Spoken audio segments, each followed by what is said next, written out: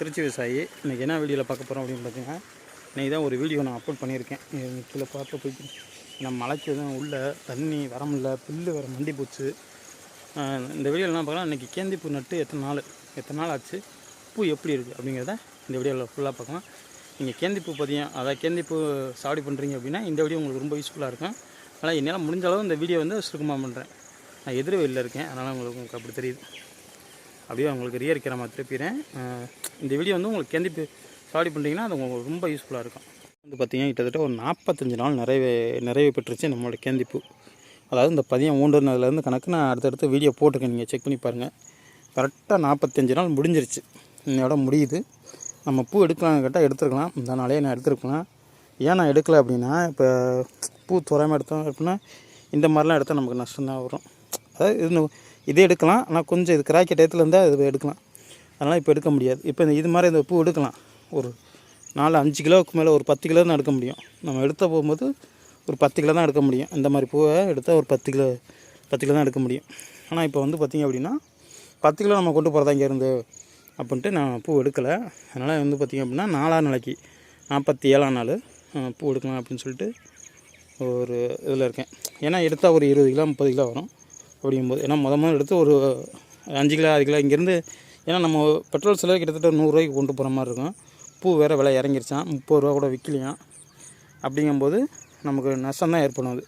அதனால தான் ஒரு 20 கிலோ எடுக்கலாம், ஒரு 20-25 கிலோ கொண்டு போனால் அது ஒரு மாதிரி அப்படின்னு சொல்லிட்டு பூ எடுத்துக்கிட்டு ஒரு பச்சை ஒரு 100 கிட்ட எடுத்துகிட்டு கொண்டு போனால் அது ஒரு, ஏன்னா பச்சை 200 கொண்டு போனால் இருந்தாலும் இதில் ஒரு 100 அதில் 100 கொண்டு, இதில் கேந்திப்பூ ஒரு முட்டையும் பச்சை ஒரு முட்டை கொண்டு போனால் அப்படின்னா நமக்கு, ஏன்னா வண்டி பெரிய வண்டி தான் இருக்குது. ஒன்று பச்சை கொண்டு போனால் 250-300 கொண்டு போகலாம்.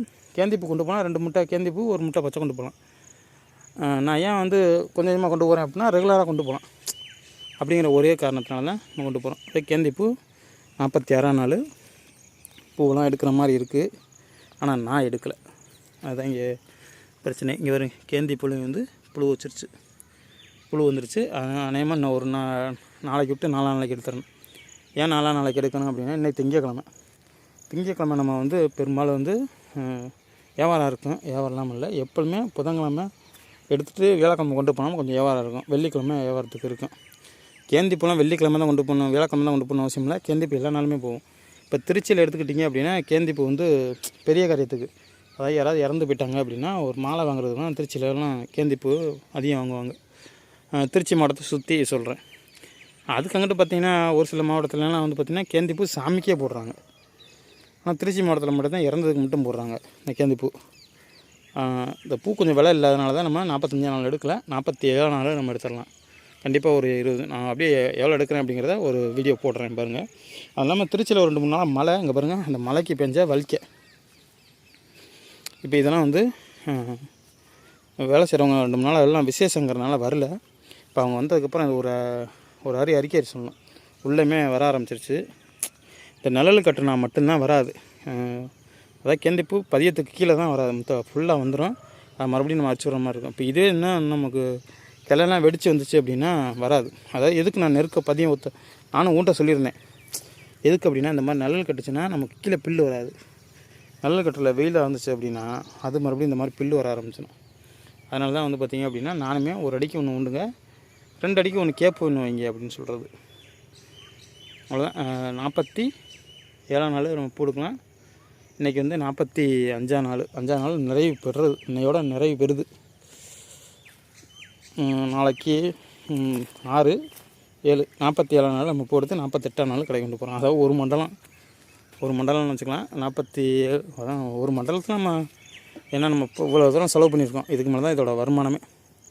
இன்ன வரல எவ்வளோ செலவு பண்ணியிருக்கேன் அப்படிங்கிறத நீங்கள் என்ன கேளுங்க, நான் கண்டிப்பாக போடுறேன் ஒரு வீடியோ. ஒரு சில பேர் வீடியோவில் சொல்கிறாங்க, இருங்க அதை நான் பேச பார்த்தே சொல்கிறேன். நிறையா பேர் வீடியோவில் சொல்கிறாங்க, நம்ம உழவு ஓட்டுறலாம் கணக்கு இல்லாமல் நம்ம ஒரு செலவு சொல்கிறோம், ஒரு கணக்காக கட்டுறாங்க. சும்மா இருக்க கட்ட யாராவது உழவு ஓட்டி வைப்பாங்களா? பைத்தியக்காரன் தான் உழவு ஓட்டி வைப்பேன். அதாவது ஒன்றுமே நம்ம சாவடி பண்ணலை அப்படிங்கும்போது நம்ம கையில் காசு இருந்தால் தானே உழவு ஓட்டி வைக்க முடியும். நம்ம கையில் காசு இல்லை, இருந்து உழவு ஓட்டி வைக்கணுமா?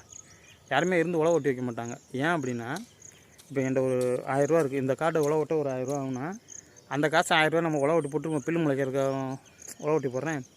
உழவு ஓட்டி போட்டால் எப்படியுமே ஒரு 10 நாள் தான் பில்லு வராமல் இருக்கும். அதுக்கப்புறம் பில்லு வந்துடும். நிறைய பேர் வீடியோவில் தான் சொல்கிறாங்க, நான் உழவு ஓட்டின காசெல்லாம் சேர்க்கல, அதெல்லாம் சேர்த்திங்கன்னா கீரைக்கு ஒரு வருமானம் வரும் அப்படின்னு நிறைய பேர் சொல்கிறாங்க. அப்படியெல்லாம் இல்லைங்க. சும்மா இருக்க கரெக்டாக யார் உழவு ஓட்டி வைப்பா? சும்மாலாம் உழவு ஓட்டி வைக்க முடியாது. இப்போ நான் உதாரணத்துக்கு நான் அப்படியே காமிக்கிறேன் பாருங்கள். இருக்குது பாருங்கள், இந்த தோப்பு உழவு ஓட்டி போட்டதுதான்.